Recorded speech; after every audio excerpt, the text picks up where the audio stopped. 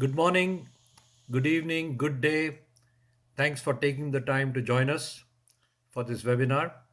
I am Suresh Shenoy, President of WHEELS Global Foundation.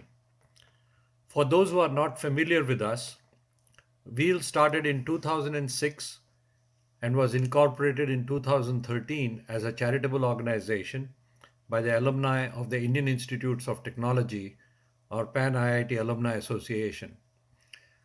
It stands for the six areas that pose the greatest challenge to humanity: water, healthcare, energy, education, rural livelihoods, and sustainability. Today, we find ourselves completely aligned with the United Nations Sustainable Development Goals announced in 2019. Our mission is to offer technology enabled solutions to the many NGOs to help scale their work. Where solutions do not exist, we encourage research and development at the IITs, the MITs, and other universities through sponsorships. We are a volunteer organization and depend on the generosity of our many donors and patrons who believe that scale can only be achieved by leveraging technology. Our tagline, Technology Enabled Philanthropy, says it all. I hope you saw the presentation that was running prior to this event, and it will be running again after the webinar is over. This presentation talks briefly about the many projects that we have done with partners for clean water, education, videos using spoken tutorials, healthcare initiatives with SEVAK, and sanitation projects with Habitat for Humanity in India. You can also get additional information on these projects at our website, which is wheelsglobalfoundation.org, or also at wheelscharitable.org. There is also a donate button there in the event that you wish to participate and donate something or participate in future events. You can do so by writing to info@wheelsglobal.org. Now, before we start the webinar, some housekeeping messages. All attendees are on mute through the webinar. If you wish to ask a question to the speakers, you may do so by entering the question in the question and answer box. If you need any help or instructions, you can chat with one of us by raising your hand or typing your request in the chat box. If your questions remain unanswered for whatever reason, we will send you an email at the end of the event, or you may also send us the question by email to info@wheelsglobal.org. A recording of this event will also be available on our websites. A little disclaimer, if you will. All remarks and comments made by the speakers are their own views and do not reflect any endorsements or views by WHEELS Global Foundation or WHEELS Charitable Foundation by its board members.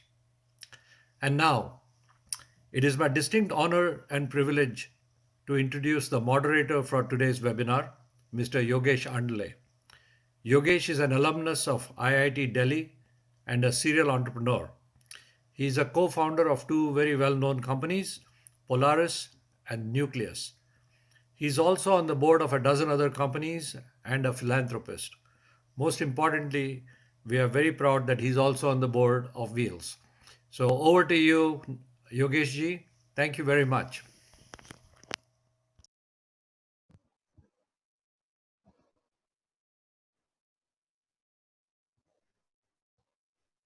Thank you, Suresh. I'm honored and privileged to have my fellow alumnus from IIT Delhi as our inaugural speaker on visualizing the post-COVID world. I cannot think of a more qualified and eloquent speaker on this subject.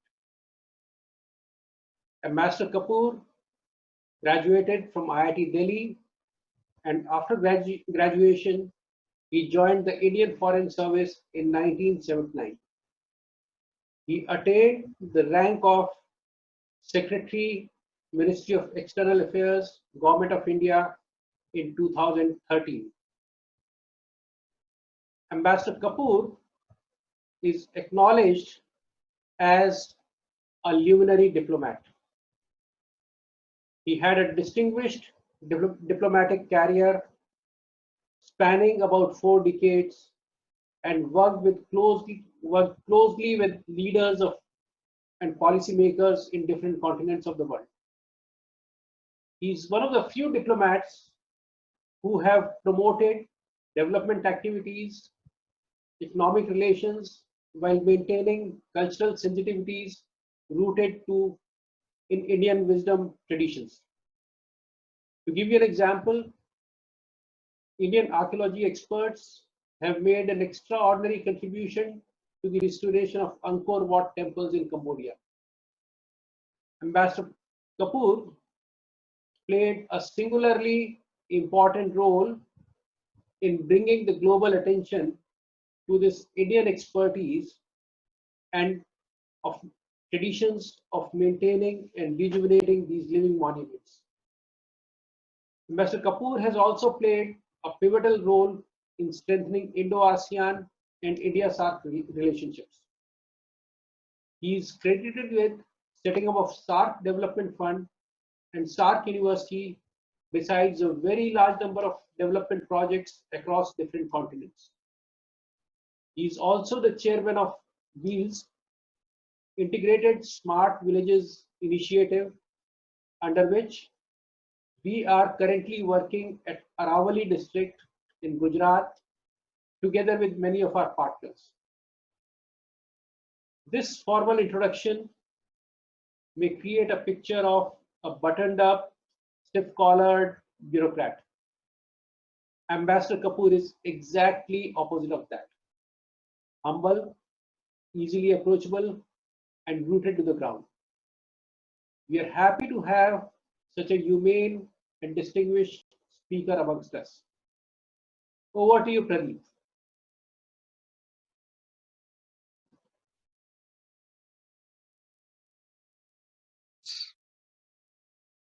Amongst them, what I can remember is the H1N1, the SARS, the Ebola crisis, the Zika virus, the chikungunya, the seasonal flu. So there have been these epidemics which have not impacted on such a wide scale across continents and countries, but regions or continents only, some continents. The Spanish flu of 1918, which is over 100 years old, was the last pandemic as such, where 1/3 of the world population got impacted. And the numbers of the people who died in different countries was very, very large. It almost ran into 50 million, approximately, a little over 50 million. And India also suffered very significantly in that pandemic in 1918. It didn't escape that. And I was reading somewhere about how the pandemic led to a lot of losses. And one of the talks I was listening to recently mentioned about 2 to 5 million losses in different parts of India. And it also leading to some further momentum and acceleration of the independence movement in India. So it contributed towards that also, the Spanish flu. So all these pandemics and incidents like the World War have a lot of impacts. A lot of developments take place in the light of these catastrophes or crisis in the world scenario. So after the World War II, what happened? Let us visualize the situation that the World War II has finished and there is a lot of devastation and destruction in many countries of the world. Most of Europe is in ruins. Infrastructure has been damaged. The economy is not functioning. So what did the world do at that time? Under the able leadership of a few countries, of which one of the foremost was, of course, the United States. It was very ably aided by Russia and some other countries, including from Europe. So they had this conference in Bretton Woods in New Hampshire in 1944, of which the outcomes came out in 1945. These were the Bretton Woods institutions. What are these Bretton Woods institutions? The World Bank and the IMF, the International Monetary Fund. And what was the purpose of these institutions? To primarily help in the global economic recovery after the devastations wrought by the World War II. And at that time, it was decided and thought that the World Bank, which was called the International Bank for Reconstruction and Development, quite aptly,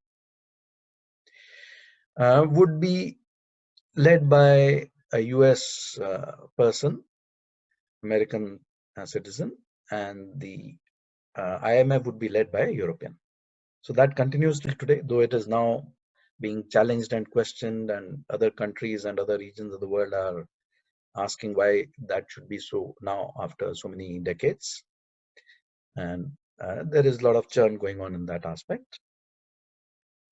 So besides these two institutions which helped in the global economic recovery, there were a lot of other steps which were taken. The United Nations was set up, morphed out of the League of Nations.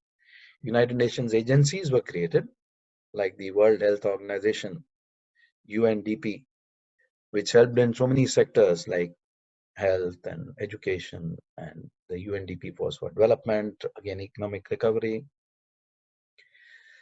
So all these aspects, all these developments took place because there was good thinking, good vision, good thought, good leadership, trust and collaboration amongst countries, which led to very positive outcomes.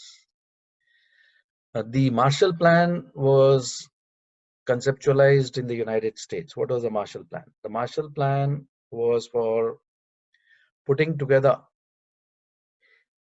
a huge amount of money running into hundreds of millions of dollars. At that time, that was big money in 1945,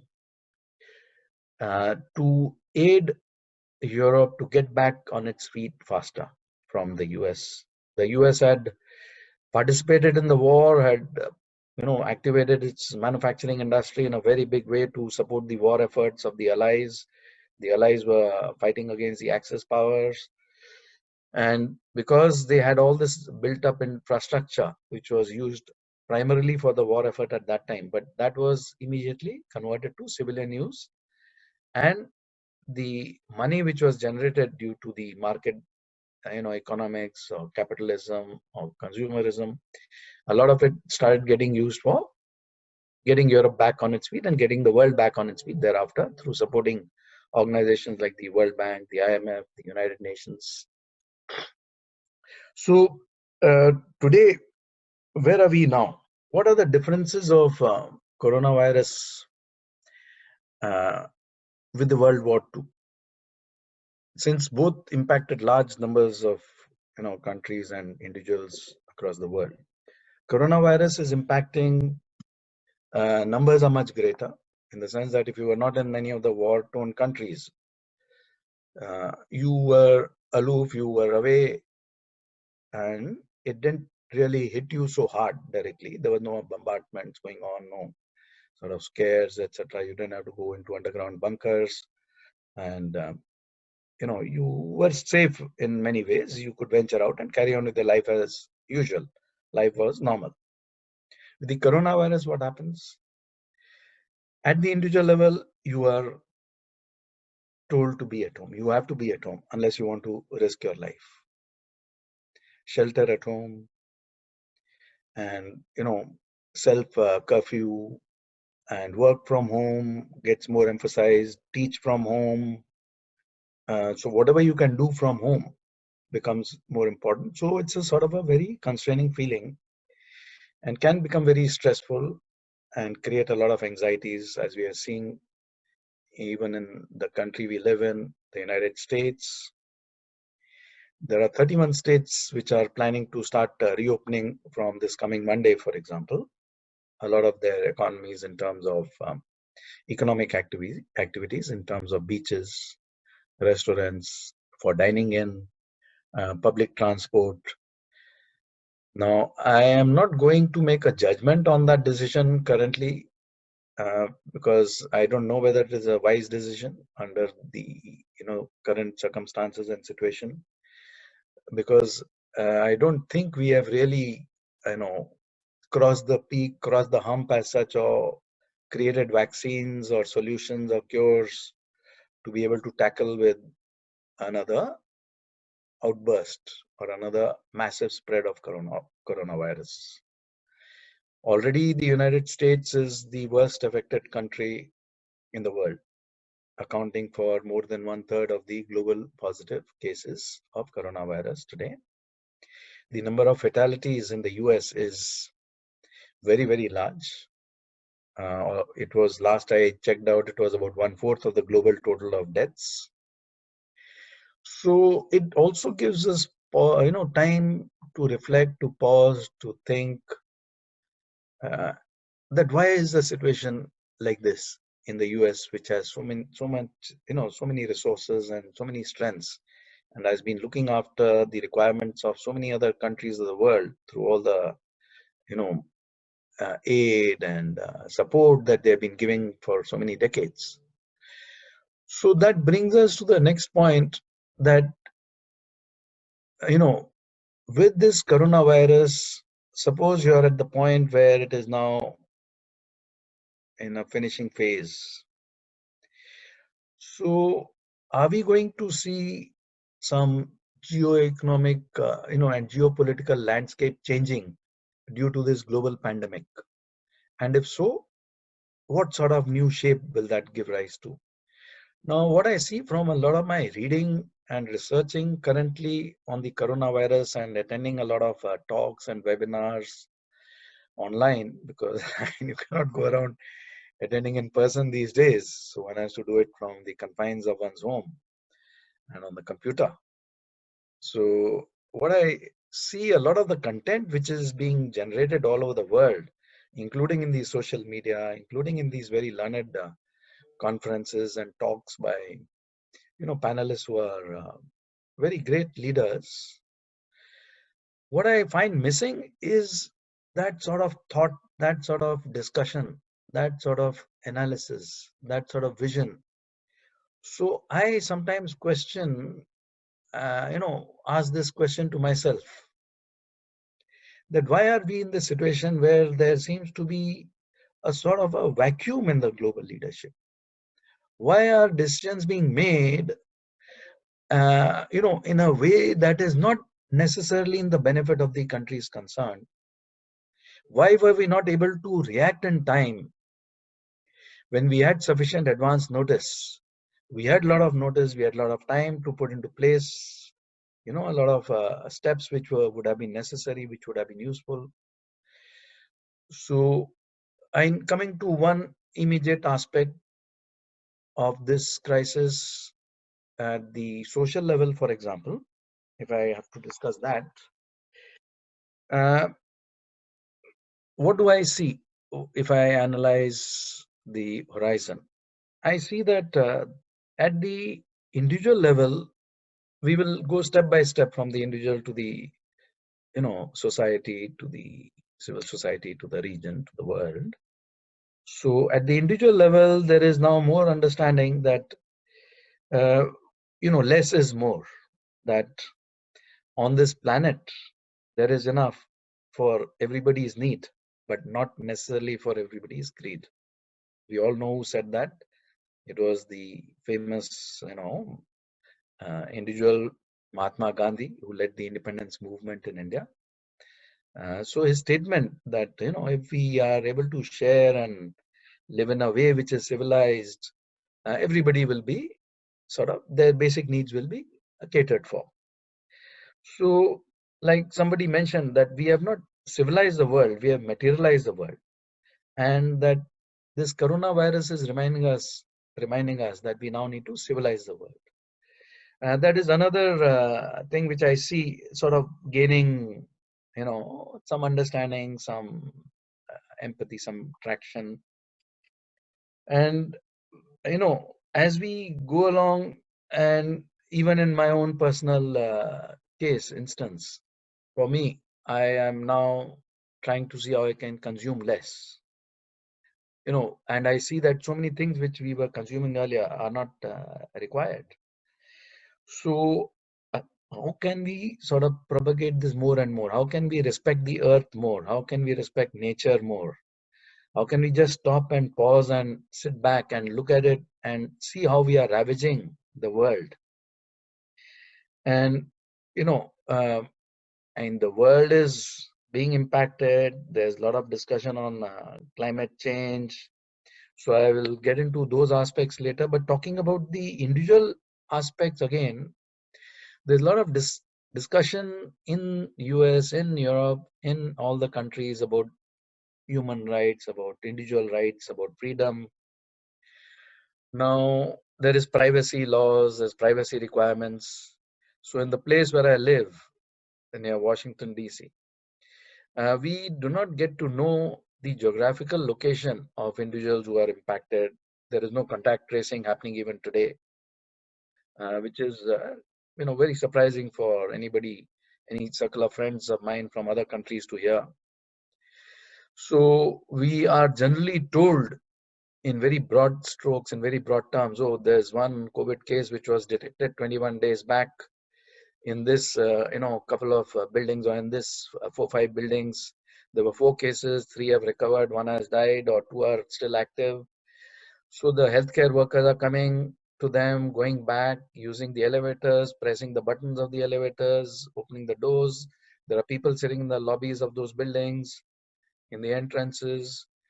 Now, because there is no awareness of this location of the individuals concerned, no information, even if their names don't have to be disclosed because of privacy laws, still you cannot sort of raise the alert levels like India has done to from green to orange to red.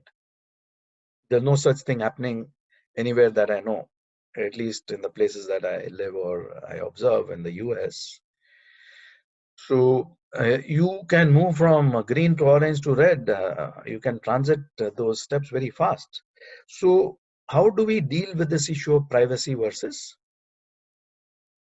public health rights, the community rights?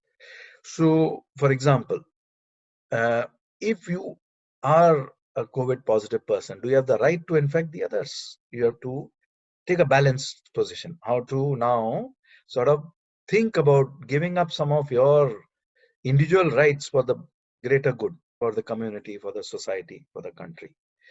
And, so that expansion has to take place. There is a lot of impact in terms of the, uh, decisions which leaders have to make also, in the sense that I see that a lot of countries, a lot of leaders are faced with very difficult choices and very difficult decisions to be made.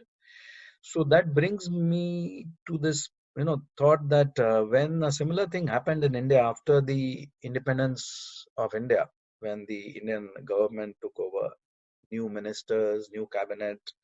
So the Prime Minister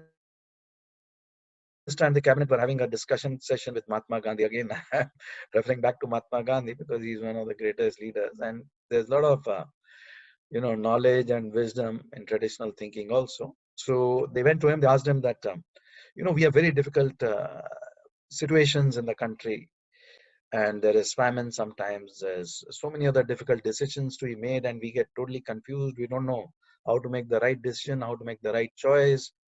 So the great Mahatma, he listened to them, and after a while he paused, then he said that just think of the poorest man that you have come across, and just see whether your decision will be of benefit to that person, and all your doubts and hesitations will go away.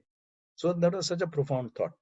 So in the context of the coronavirus, now coming to the aspect of leadership, the leadership at any level, whether it is at the organizational level or at the civil society level, or at the level of the bureaucracy, for example, at the grassroots level, or the leadership at the country level. Now, I was just, again listening to another talk where they were talking about the legacy aspects of leadership. So, in that, for organizations and for societies and countries, they were mentioning that a leader who behaves with a lot of empathy, with a lot of thought, with a lot of sympathy for the citizens, for the poorer people of his country, for the people who need a lot of help and attention, health-wise, otherwise, support-wise, lives-wise, livelihoods and lives. It's a question of life and death. So even that.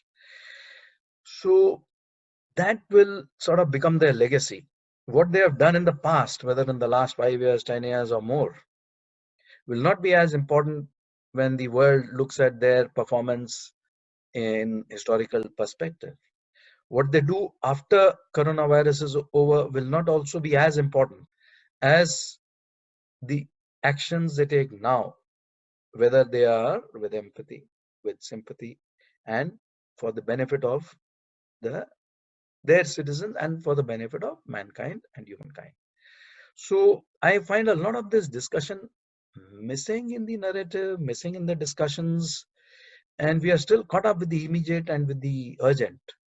That is natural in many cases, but there is very little of thought leadership which is emerging, which will sort of position, the world onto a better path for the future. So I am going to, stop here for the introductory remarks now, and let's see what else we can discuss in greater detail. Over to you, Yogesh.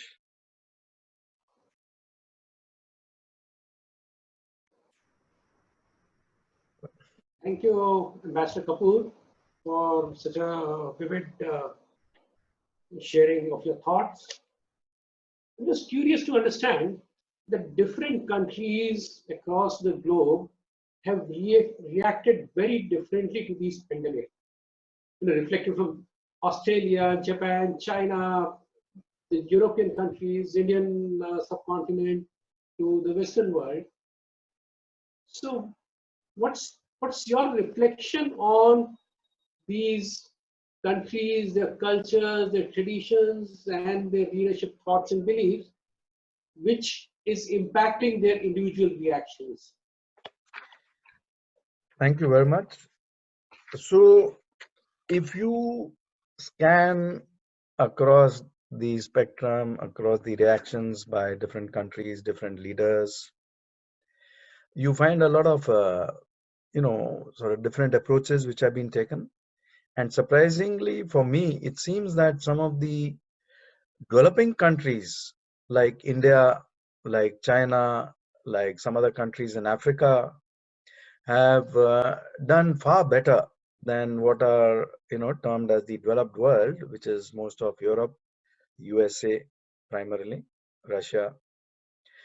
So what has happened in the sense that earlier we were always being told, it was a maxim almost, that lives are much more important and have much more value in the developed countries, developed world. So if one person dies, the thought, the reactions, the steps they take are like quite profound to analyze, etc., study and take action accordingly. Now with the steps which have been taken by a country like India, just let us, I don't want to comment on the countries like Italy and Spain where people were still going out to the beaches in large numbers and eating out, dining out, and hugging the Chinese, for example, because there was sort of antipathy towards the Chinese who were coming back from Wuhan, particularly, who had a lot of businesses in Italy after the coronavirus had started taking its toll. So the mayor of one town, for example, said that we have to make them feel welcome and we have to hug them. And, some of those steps, you saw how it impacted and how the spread took place.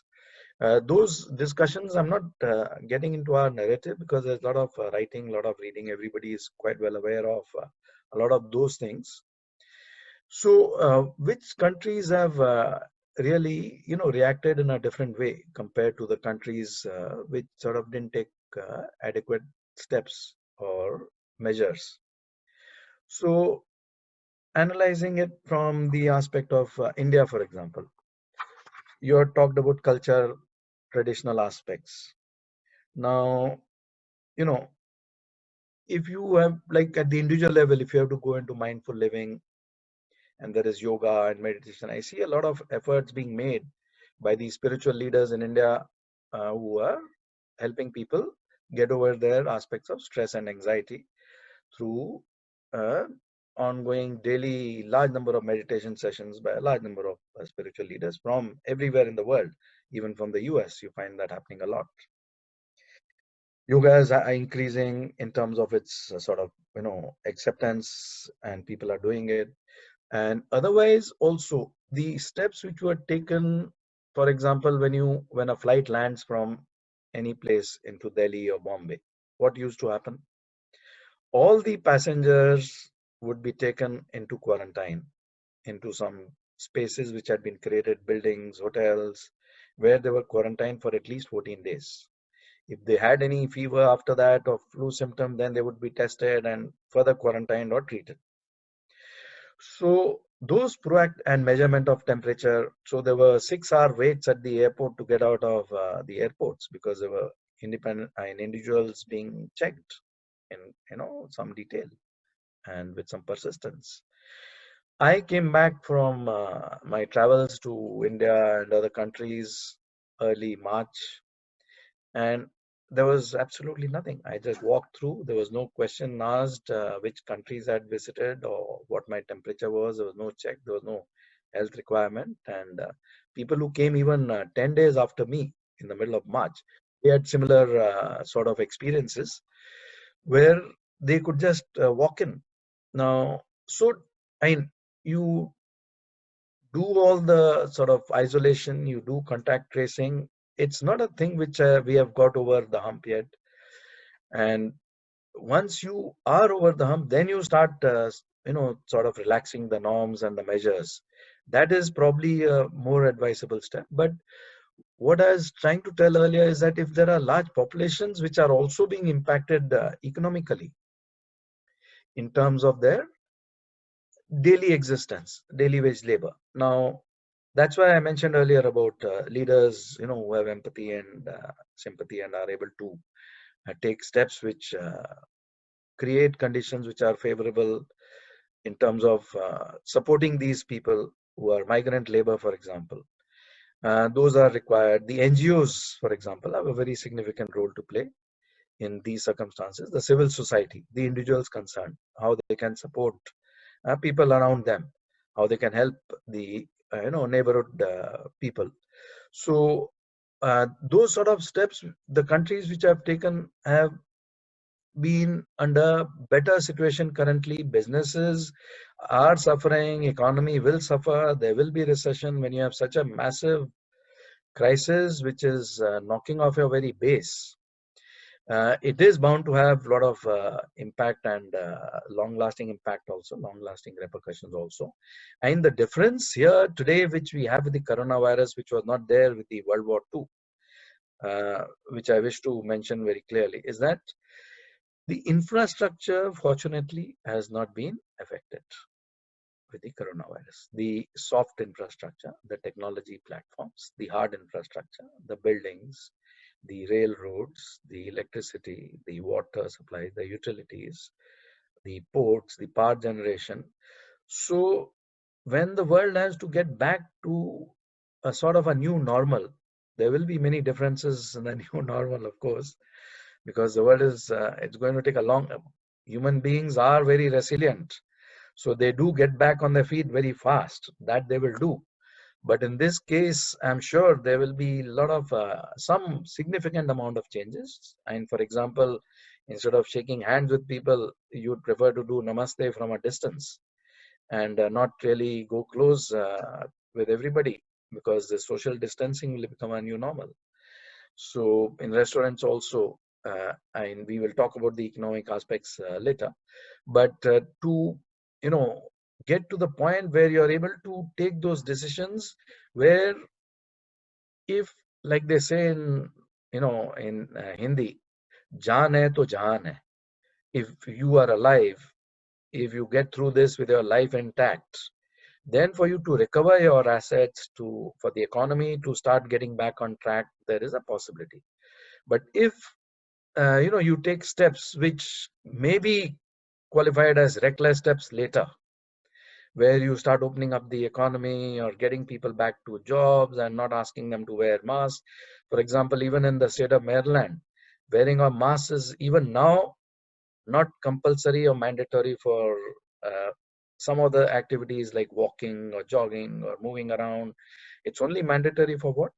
For grocery shopping, for public transport, or if you're a healthcare worker. So those aspects are also there, and you have to take a measured decision, take a choice, and see how uh, what will result in greater benefit. So what is required is leadership, which is visionary, which is thoughtful, which is inspirational, which is transformational, and for groups of eminent persons to start bringing this into the narrative all over the world as to how we can make sort of contribution, because each individual today is a global actor. There is no person who's not impacted by the developments of the world, as even this crisis shows very clearly, and as to how he can sort of react to situations. He has the social media platforms. There are so many ways that he can reach out and people can listen.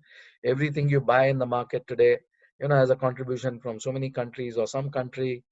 So it's a local world and a global world. Now, a lot of changes are going to take place, but we'll deal with that later. Back to you.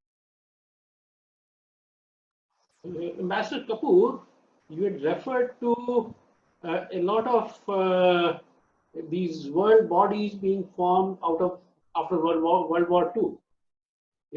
United Nations. You talked about the Marshall Plan and things of that kind. So, what do you see the role of these global bodies in a post-COVID scenario?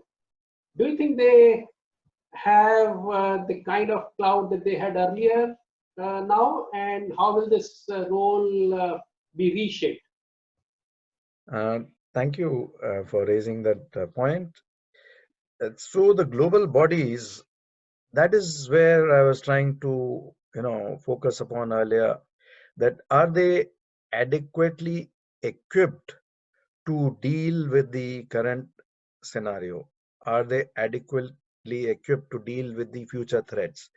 We will have this as not something which is one time off. Many countries are developing bioweapons.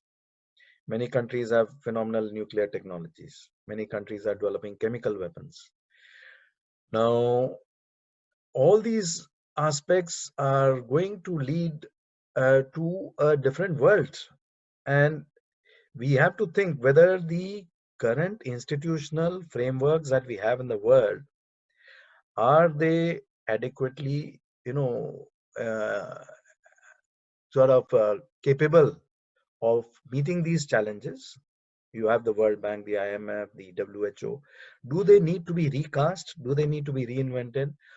Or do we need some new institutions which are now thought of, because the space wars, for example, everything is going into a different orbit in terms of the challenges for the world, the crisis situation, the threats, the cyber security. So are we adequately prepared for it? Are we adequately equipped for it? And do we need new institutions and new organizations? These are the questions that the world leaders have to ask, the citizens have to ask, and individuals being global actors, they have to ask.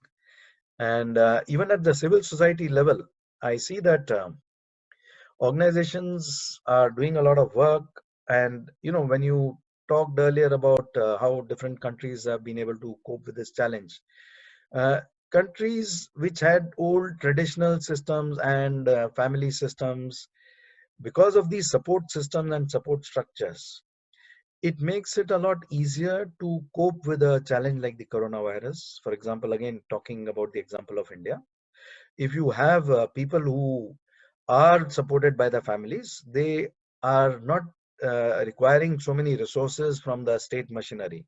In the US or in Europe, where the welfare system exists, the strain on the system is so much that it is not able to cope. The public welfare system, the social welfare system. So till you have that human element again also thought about and brought back, it is going to be a difficult scenario. So all these questions need to be thought about and answered. Thank you, Mr. Kapoor. I know you have worked in a lot of developing countries and you have seen poverty from a close angle. Over these years, decades, the millions of people, all of us were trying to bring them out of the poverty line or poverty state. And suddenly this crisis, COVID crisis, has pushed them again into the poverty trap. So what do you think can be done for the benefit of all those people who are struggling, who are likely to fall back into the poverty trap again? So that is going to be one of the important issues which is going to face the world as it gets on the path of recovery, because the platforms are there, the capacities are there to now, and the learnings are there from the past. How did you get them out of poverty in the earlier instance? So what were those paradigms? How appropriate are those paradigms today? Do we need to learn new paradigms, new algorithms? So I have a lot of faith actually in the youth of the world, because when I see them, I talk to them, I meet them, and I see their capacities and their capabilities and how they can innovate. Now they are born into a world, particularly the millennials, where technology is a given and internet is a given, and we are in industry 4.0, for example. So what is industry 4.0? Industry 4.0 is where machines are taking over more and more work. They are contributing towards systems. They are increasing productivity. So what are the aspects of specific aspects of industry 4.0, which everybody would know, but I'd just like to mention them here. For example, you have artificial intelligence, you have the machine learning, the data analytics, the cloud, the aspects of IoT, Internet of Things, robotics, augmented reality, virtual reality, voice recognition, self-drive cars, etc. All that is Industry 4.0. Now, coming back to your question about getting these people out of poverty, what is being realized is Industry 4.0 was focused totally on computers, on machines, on improving productivity through this sort of uh, you know uh, management and use of technology. So how are we going to now design Industry 5.0 so that the human element becomes important? So instead of robotics, it is cobotics, cooperation between the human being and the robots. How is the focus on the individual, on the poor people going to be there, so that instead of a digital divide, we have a digital unite? How do you change the concepts of consumerism, capitalism, and the profit motive? Are these the best paradigms? Can we evolve new paradigms? Are better models possible? Is it going to move towards more local agriculture? Is it going to move towards more local manufacturing? So the impact it is having on the economies in different countries of the world and the learnings from that will be very important. I would like to also touch very briefly upon the education sector, because I've been very passionately involved with the education sector after and even during my work as a diplomat and ambassador in many countries. I was still continuing to teach in many universities, and after that also I've been teaching in different universities in the United States and in India. So in the education sector, for example, you have these platforms, you have e-learning, you have e-classes, you have e-education, you have all these new, sort of technology platforms. Are they the best? Question mark. Are they ideal? Question mark. Are they sort of leading to greater amount of learning than earlier? Question mark. There are pros and cons, and you avoid all the transportation, the transit, the movement, the exertion, the exhaustion due to the waste of time. But the richness of the human interaction, the learnings.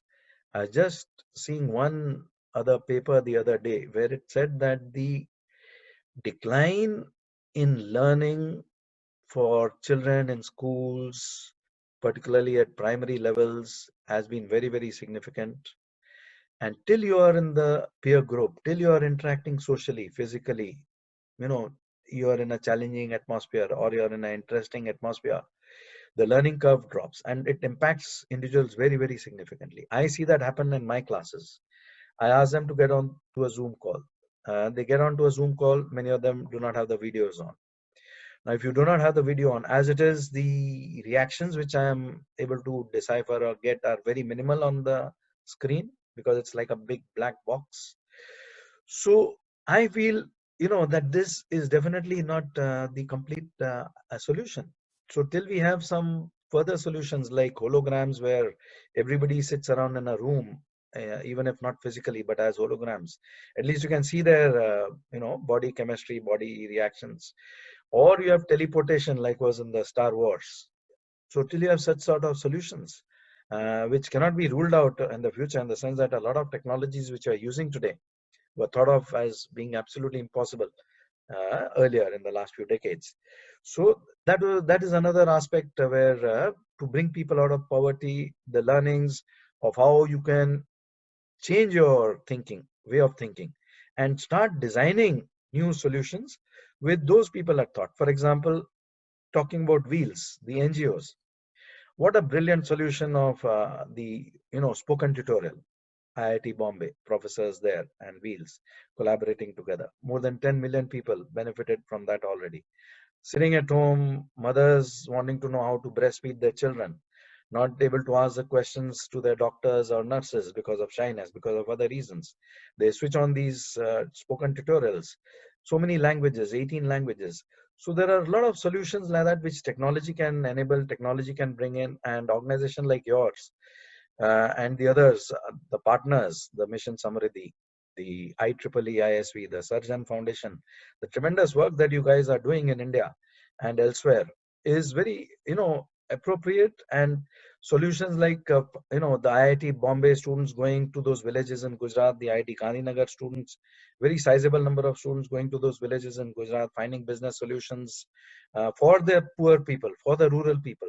Those are the sort of things which will have to be thought of. The IIT Tirupati students, for example, going and creating this app for Sehu model, the social empowerment for human upliftment, the model created by one of the brilliant officers from the Gujarat cadre of the Indian Administrative Service, Dr. Jayanti Ravi. So how they have managed to transform that from just a manual sort of, social economic survey of poor people in the villages to using it as an app. So those are the sort of changes which are required. So I'll hand over the mic to you now and talk about ecological aspects if we have time, just for a minute or two. Thank you, Ambassador Kapoor. There are a lot of questions which are coming from audience and everybody who's attending this webinar. I'll hand over to Suresh to summarize some of those questions and combine and ask you what our audience, what attendees are asking us. Thank you very much, Yogesh. Thanks, Pradeep, for your excellent remarks and insights into what's going on.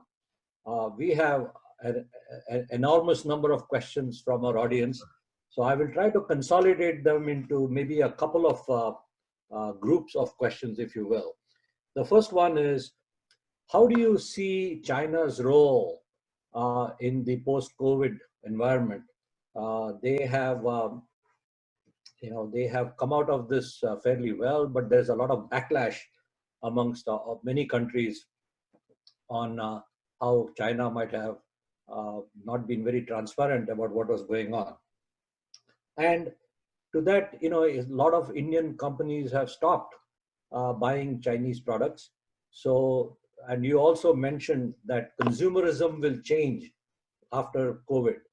Now, that will also have an impact on the economy and creating more unemployment, if you will, potentially. So there seems to be some kind of a conflict between those two situations. The reduction in globalization, countries becoming more insular, reduced consumerism, and therefore resulting in more economic stress, if you will. So that's a bunch of questions on the Chinese role in the Quad, if you will, and how that will progress. And Should we answer that first and then get on to the next question? well, so we are running out of time, as you can see. So I was going to also ask if it's okay to extend this by 10 minutes of your time. And, the attendees have been very kind and they have stuck on. So I want to make sure that it's also not. So that's one important question. And the other question is, what happens immediately following the lockdown? How do you see governments reacting? And what are the, let's say, the 5 things that you see happening immediately after the lockdown? Uh, and one final thing on education, you mentioned digital education. What impact is it going to have on H1 visas and the global exchange of students, etc.? So I'll stop there and let you answer the questions. That is quite a plateful of questions. And it's going to take us not 10 minutes extension, it's going to take us a much longer period. But what I'm on a lighter note, before I start answering those very serious questions, I'd like to mention that I've also been reading a lot about how there is Zoom fatigue and Zoomitis with a lot of participants on these calls. And I'm very impressed that we have so many questions. I see a large number of questions listed even in the Q&A box. So this is interesting for me also as a speaker to realize that a lot of you are listening and a lot of you are reacting and internalizing the discussions. I appreciate that very much.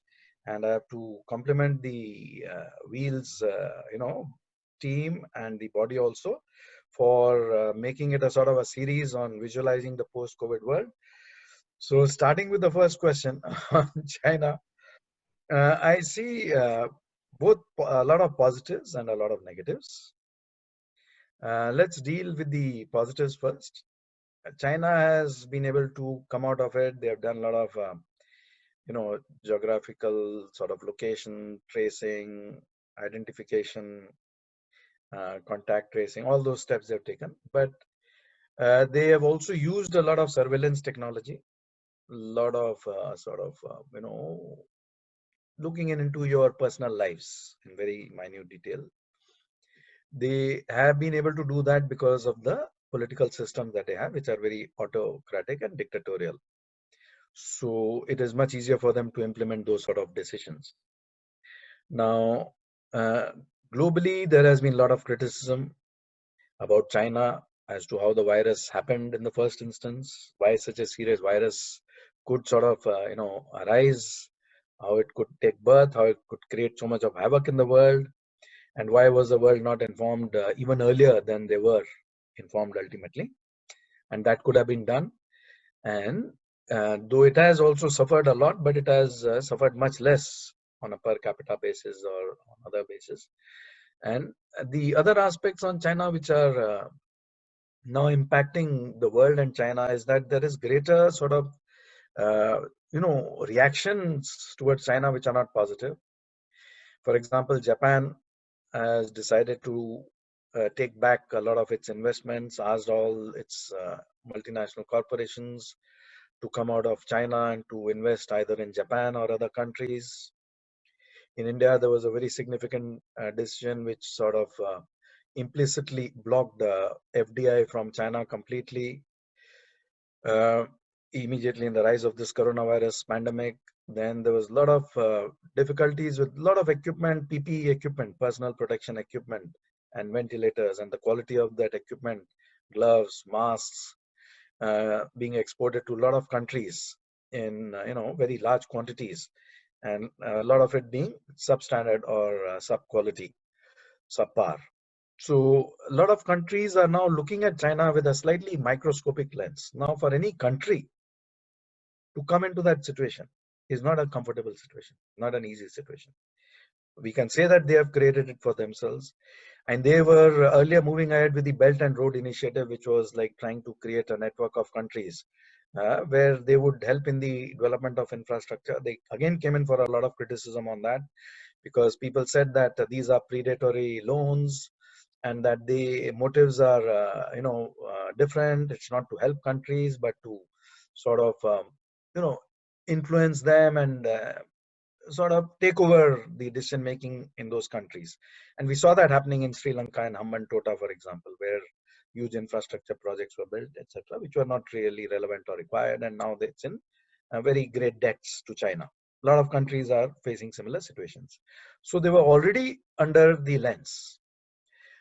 Now to be put under the microscope is not a comfortable situation, as I mentioned, and they have to now see, they have invested so much in artificial intelligence, in robotics, machine learning, in cyber security, in sort of monitoring, surveillance monitoring. Can we use some of those developments for positive purposes in the world? Like if you touch your phone screen, can we measure your temperature, your blood pressure, your sugar sitting at home? Can we increase the levels of telemedicine through Industry 5.0 or Industry 4.0 itself into a new level where telemedicine becomes more of a practical solution and not a specific case or a one-off solution? Then you're watching television. Now they are monitoring in great detail. Now, can we use that again? Similarly, there are remote possibilities to take your temperature, for example. You don't even have to have touch screen. There are, many countries which have got these Wi-Fi or remote thermometers where your temperature can be checked without touch. So can televisions be used for those sort of purposes also? Can we sort of now develop new models, new thinking? That's why I said earlier that the youth of the world has to step up. They have the capacities, they have the possibilities, they have the platforms. And the world, should demand that they need at every level, as I said earlier, enlightened leadership, visionary leadership, thoughtful leadership, inspirational leadership, and transformational leadership. And that can happen, and I'm sure that will happen. So that is about the aspect of China. About climate change, also I wanted to mention that it went through a similar discussion, similar phases. You had a lot of negativity in the world because some countries were trying to take decisions and dictate those decisions for other countries to implement. So what happened? There was a tremendous reaction. There was a massive negative reaction to that. So ultimately, how did that go away, or how was that resolved?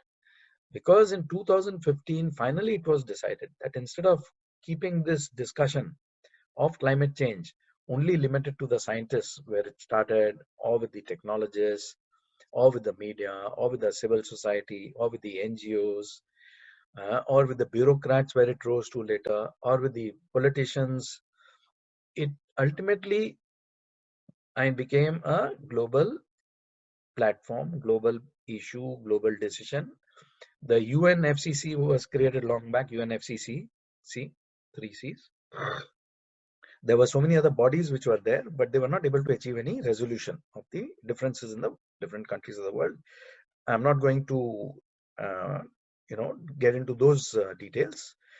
But how did I'm mentioning this as an example because there are learnings from that example for the world for coronavirus solutions. So how did the world come to a situation where they suddenly found that everybody was on the same side of the table, and they were not on the opposing sides of the table, and they were not fighting each other or talking down each other, but they were talking in the same language and negotiating professionally, and everything was moving positively? So how did that change happen?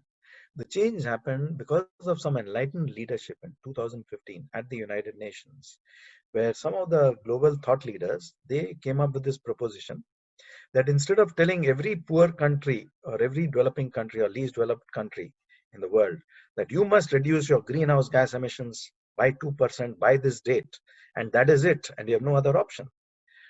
Instead of that sort of approach, which was resulting to repeated failures over 20, 30 years continuously, as every expert on climate change will tell you. There were all these COP, Conference on Parties, 1, 2, 3, 4, it went on to 2021. Finally, they were able to resolve it in New York because they got all the actors onto the same platform in the United Nations, at the Security Council, at the General Assembly in September 2015. And at that conference, who all were present? These all the organizations and agencies and representatives of what I've told you earlier. There were diplomats, there were bureaucrats, there were politicians, there was a civil society, there were the NGOs, there was the media, there was the technocrats, the scientists, the experts. Everybody was there. But who else was there? The people who create all these complications, the business, the industry. Many of those enlightened leaders were there. And what decisions were taken at that conference? Two decisions which are very significant for the current situation. One was CBDR, common but differentiated responsibilities for everybody and every country of the world. The second decision, INDC, intended nationally determined contributions. So those were not fixed, those are not final, those are not ultimate, those are not threats. The nation had to determine itself what contributions it would make towards the climate change. And suddenly the atmosphere changed.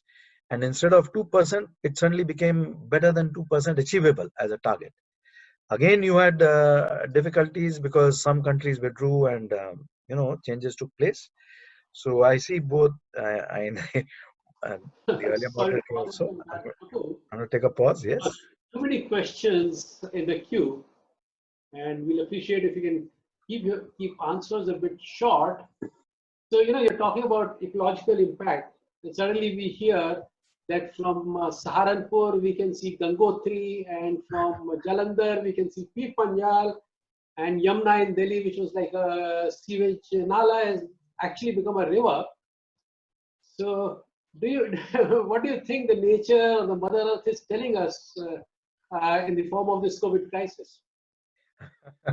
So we mentioned earlier also that ecological damage has taken place. The world's ecology has been ravaged, and do we have the right to use up all that resources of the world, or to destroy the ecology of the world? As some of the leaders have mentioned that the environment and the resources belong to the future generations. We are only the people who are safeguarding it for the future. So how do we make that happen? How do we consume less? And how do we come to joint decisions which benefit the countries and the world? For example, with the pollution, the lifespans in countries like India was dropping very significantly. I read that by 3 years they had dropped for cities like Delhi just because of the pollution. Similarly, I was reading somewhere how the lifespans, because of this coronavirus, is also going to impact the lifespans if it is not tackled properly or dealt with properly. So it's something which everybody has to now start getting into the discussion and thinking about in a atmosphere which is positive, which is all the leaderships of the world have to come together on a platform with trust and collaboration, with an attitude of trust and collaboration and positivity, and that will help us overcome a lot of these challenges. So there's also the question of aspect of digital education. I've dealt with that to a great extent. I don't want to get into that currently, but I'll hand it back to the moderators. Thank you, Pradeep. Again, tremendous interest, lots of questions. So with your permission, we are going to take it up to 11:30 and then finish it 5 minutes before that with concluding remarks. So I'm going to try and pull some questions together. The challenge is the high density areas that have been affected. In New York, for example, with all the high-rise buildings, particularly in areas like Queens and Bronx, where there is a fairly large immigrant population. Even in India, we visited a couple of places recently, where there are 70 people sharing one latrine or one source of water, and the social distancing is almost impossible. So what kinds of technologies do you envision that the education institutions like the IITs and the MITs and Johns Hopkins, etc., conceive to help these high density urban areas to combat uh, future pandemics? Also, there's a second part to this, and that is social media. And fake and misleading information spreads faster than truth, and it's very difficult to separate truth from fiction in many cases. So technology can also be a deterrent in some fashions to such in such situations. So any thoughts on what the IITs can do, and how can urban planning post COVID, rural planning post COVID, you know, be impacted by technology and technology initiatives? Thank you for that very, important question and point. Now, if I have to look at it from a perspective, first aspect which comes to my mind is that public policy is a very important area which has to go into the details of all these aspects very, very minutely. You mentioned rightly that highly congested areas like New York are a nightmare in terms of, how it has spread. And I shudder, really, I shudder as I think about growing up in a city like Bombay and studying in a city like Delhi, and how people live in total proximity and physical contact with each other so much of the time of their existence. In terms of going by the local trains, if you all remember, you are touching hundreds of people in every journey because everybody just so crammed like sardines in a can. So similarly in Delhi metro these days, the use is so high and the numbers using it is so massive. So what a sort of a nightmare situation it would have been if India had not taken the steps it took for lockdown, for self-curfew, for shelter at home, for just stopping everything uh, in a stroke. The answer lies with New York. New York didn't do that, and the way it has suffered because it had a similar paradigm. So, are the urban design paradigms the best ones? Is the way urban development taking place in the world and in populated countries like China and India the best way? Do we have to think of how we can, go back to the villages, have reverse migration? How can people sort of have a life which is not so hurried, not so stressed, and it can be slightly more, slower pace. It can be richer. It can be personally enriching. You have more time to think, to reflect, to enjoy nature. So, do we have those sort of possibilities to design the new world? That's why when I said that, public policy aspects are very, very important. How do you decongest cities? And if you have massive numbers migrating on a daily basis, and when I was in Bombay in the even in the 70s 80s, I remember very clearly there would be figures every few days in the newspapers that the daily rate of migration from the villages to the city of Bombay at that time was about 3,000 to 3,500 people coming in every day. So you can imagine how the city was expanding and bursting at its seams. Similar things have happened to Delhi, Calcutta, etc., and a lot of other countries in Mexico City, etc., all the big populated cities in China, everywhere. I'm giving it as an example because that is much more personal to me and that is much more familiar to me. I know about it much more. I can speak much more authoritatively. I've had the opportunity to work in a lot of countries and live on the ground for many years in different continents. So there is a lot of learning from those countries also. So how do you take steps like India took, for example, or some other countries took, or China took in New York? Have you taken those steps? Because I'm not hearing that. I'm not seeing that narrative happen.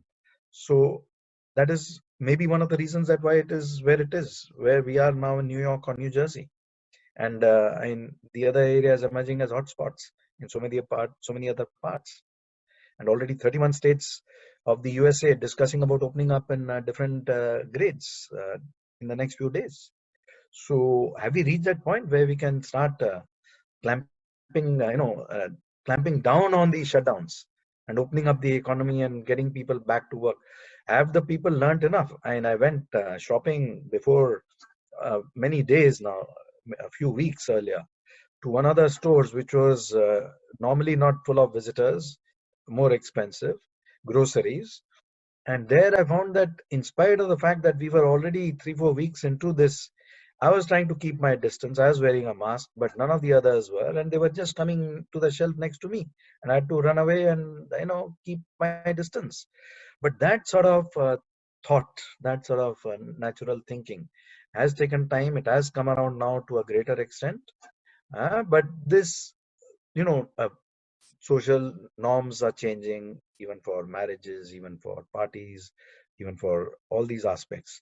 So when you talk about New York or other cities or countries, yes, we will have to see what is the new normal. Well, thank you very much, Pradeep ji. We still have to address how the IITs and other engineering colleges might conceive and design new technologies or innovate on existing technologies for rural application.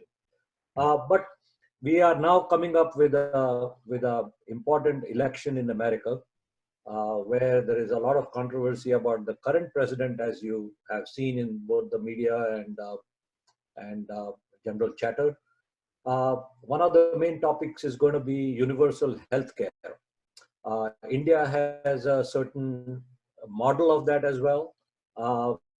And while we have been talking about the underprivileged, etc., the question is, how can will universal healthcare be something that uh, can be adopted by countries like America? Also, what is the economic consequences of that?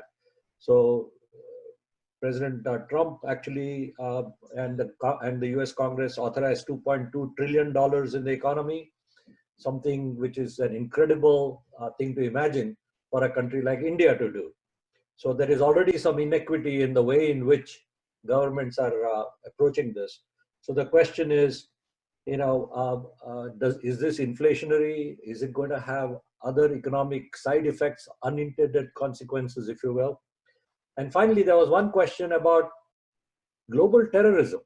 Uh, do organizations like ISIS and others rear their ugly head given the general weakness in the global scenario right now? And what is the impact of a real war in addition to the pandemic that you mentioned?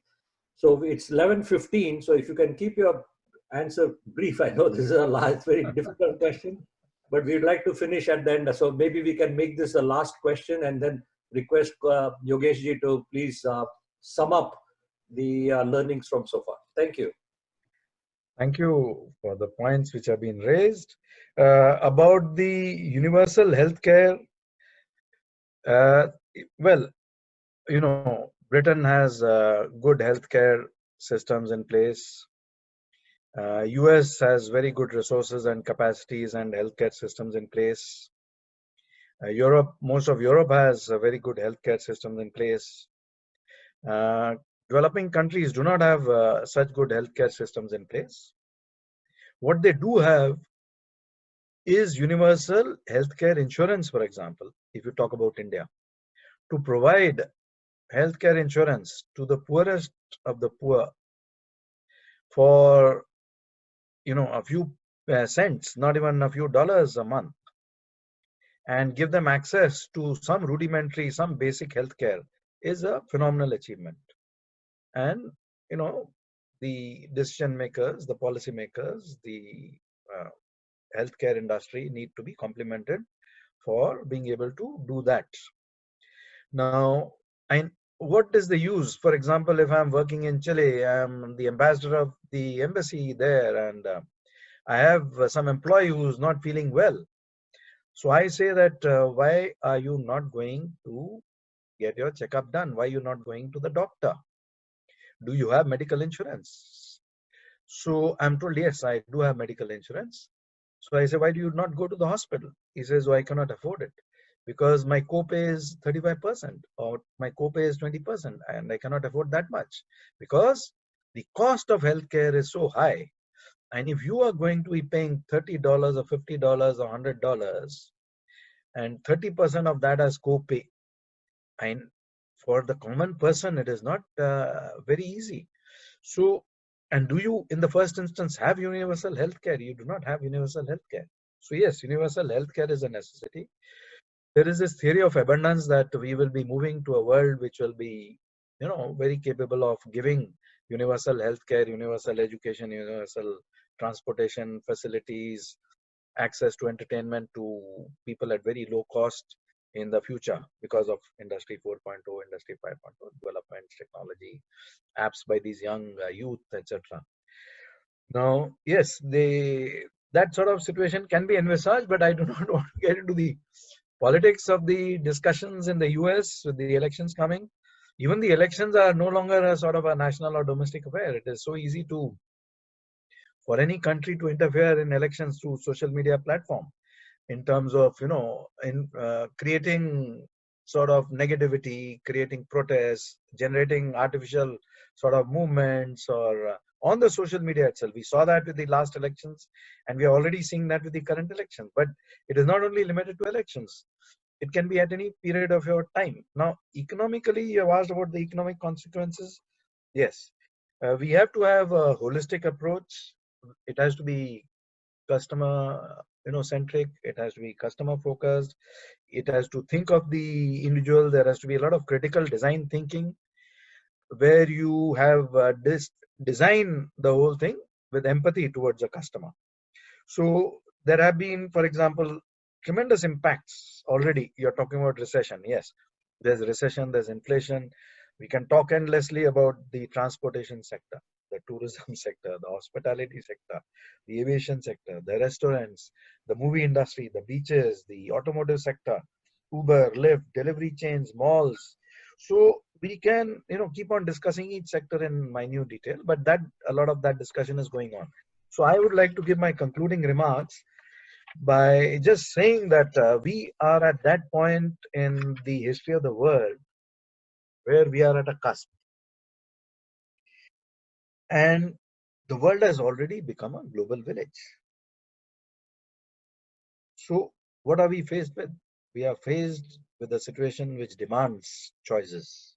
We have to make those choices at all levels, whether individual or at the top of the world or countries. The question is, will we make the choices which will lead us to a better world, to a brighter future for mankind? And for this, trust and collaboration will play a big role, and critical design thinking is also necessary. Thank you very much. Thank you, Ambassador Kapur, for such an insightful thoughts. And the way you've summarized and summed it up is about choices that have to be made, really sums up today's situation. I would not like to add any more comments because that will be like showing Diya to a Suraj. So with this, I hand over to Suresh ji to conclude today's session, give some and make your concluding remarks that you would like to make. Thank you very much, Yogesh ji, for moderating this session, and Ambassador Kapur for your very insightful and excellent remarks. This is an enormous subject, no doubt. The question about terrorism and what used to be normal and what is the new normal. These are big issues, and Thank you for trying to cover all of that in 90 minutes, if you will. Uh, but this webinar just underscores how this coronavirus has catapulted this world into, and all of humanity, to adopting digital platforms. Just like overnight, almost, it feels like that everybody is on the computer and people are comfortable participating in such virtual meetings. And uh, such, such reliance on technology and remote collaborations is just making Industry 5.0 possible. So as you mentioned, technologies like artificial intelligence, drones, augmented reality, etc., are going to make such remote collaboration even more effective. Once again, we are a volunteer organization, and our tagline, Technology Enabled Philanthropy, is very well placed, I think, because I'm sure going forward, we will see the application of technology will be very important. So uh, our video presentation, or our presentation, talked about how we are trying to use new technologies to solve problems with water and sanitation, etc. If anybody wants to join us in this journey, please get in touch with us. There is email address info@wheelsglobal.org, and we'll be happy to get in touch with you. I also want to thank all the attendees who have taken the time off, and not only taken the time off, but also uh, stayed on at least 30 minutes longer than we had originally anticipated.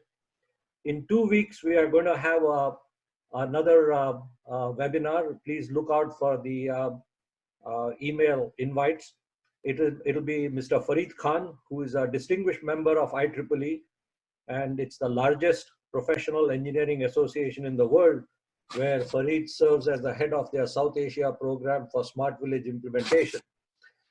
Farid, in fact, I don't know if I can mention this or not to the public or forum, has been working on frugal engineering and how they can build very inexpensive ventilators and so on and so forth. He's a very engaging speaker, and being a technologist himself, I'm sure we will have another interesting webinar with how technology can be applied, particularly for rural development, and how NGOs that are committed to serving the disadvantaged and underprivileged can participate. So once again, thank you very much. And we look forward to seeing you all in a couple of weeks. May 15th is the current date, and please look out for the email invitations. Thank you. Stay safe, keep well, stay distant. Thank you.